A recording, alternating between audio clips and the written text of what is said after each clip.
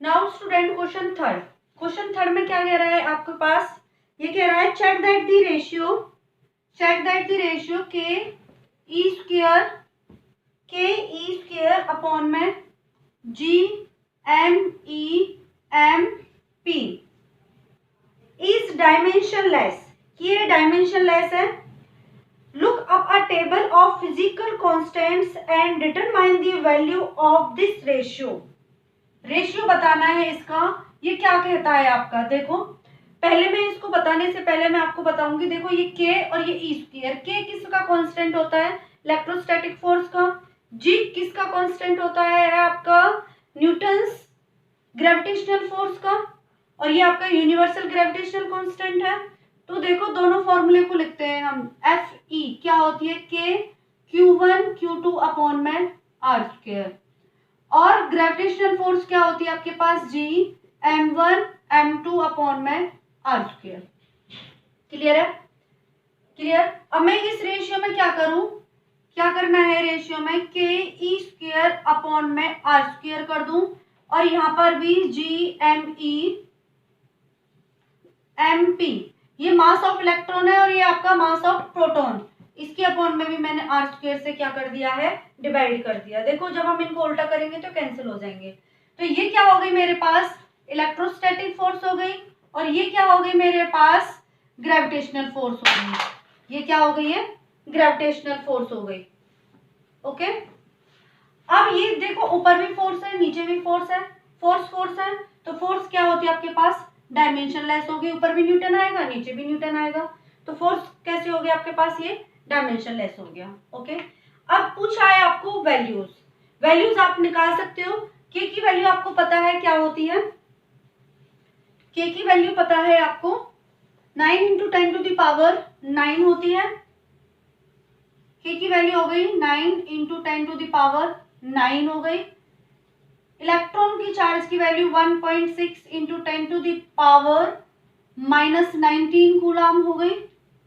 और gravitational constant आपको पता है 6.67 इंटू 10 टू द पावर -11 हो गई।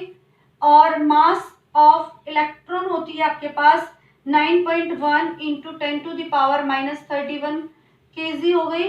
और मास ऑफ प्रोटॉन होती है आपके पास, mass of proton 1.67 into 10 to the power -27 KG.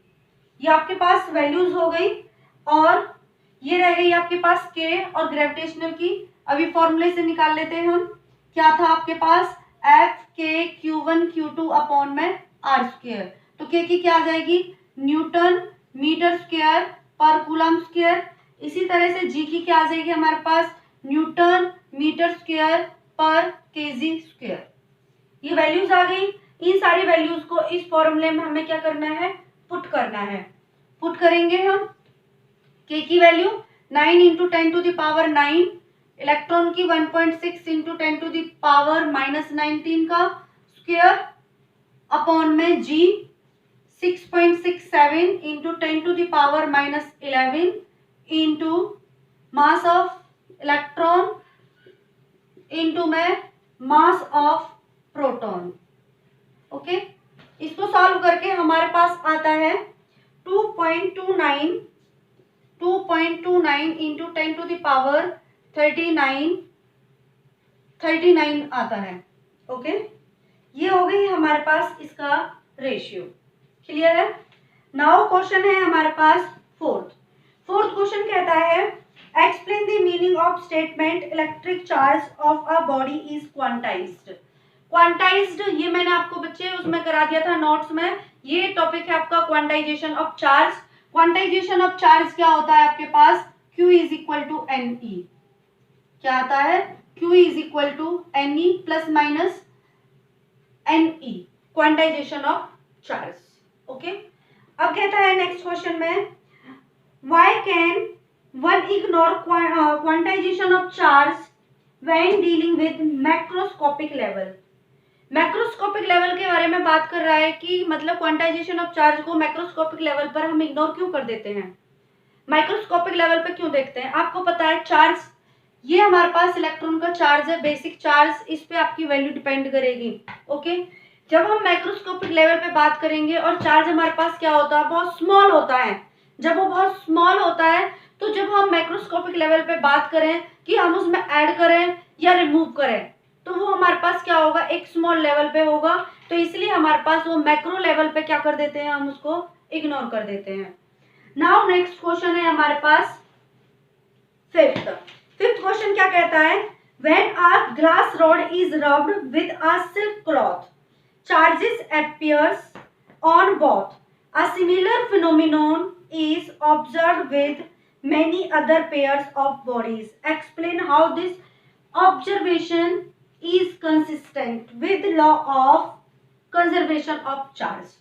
ठीक है, ये मैंने आपको बताया था इंडक्शन मेथड में, जब हम दो सब्सटेंस को, दो ऑब्जेक्ट को रब करते हैं, क्या करते हैं, रब करते हैं, तो रब करने पर जो दूसरा ऑब्जेक्ट होता है, दूसरे ऑब्जेक्ट पर इक्वल मैग्नीट्यूड और अपोजिट साइन के चार्ज के साथ क्या होते हैं, चार्ज इंड्यूस हो जाते हैं, और टोटल सम ऑफ क्या होगा उसका, आपका नेट चार्ज क्या हो जाता है, 0 हो जाता है। इसलिए वो क्या कहता है, आपका law of conservation of charges को फॉलो करता है। नाउ नेक्स्ट क्वेश्चन है आपका सिक्स्थ क्वेश्चन है आपका, 4 चार्जेस है। सिक्स्थ क्वेश्चन में है 4 charges QA, QB, QC and QD are located at corners of the square ABCD of side 10 centimetre.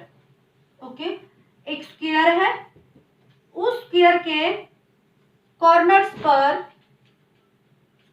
Corners पर आपके चार्जेस को प्लेस किया है। तो यहाँ पे QA, ये QB, ये QC और ये QD। साइड आपके पास 10 सेंटीमीटर दे रखी है, कितनी दे रखी है, 10 centimetre. Okay, what is the force on a charge of 1 microcoulomb placed at the centre of square, कि 1 माइक्रोकूलम चार्ज आपका यहाँ सेंटर पे रखा हुआ है। तो ये डायगोनल्स को हम क्या कर देते हैं, मिला देते हैं, ज्वाइन करा दिया।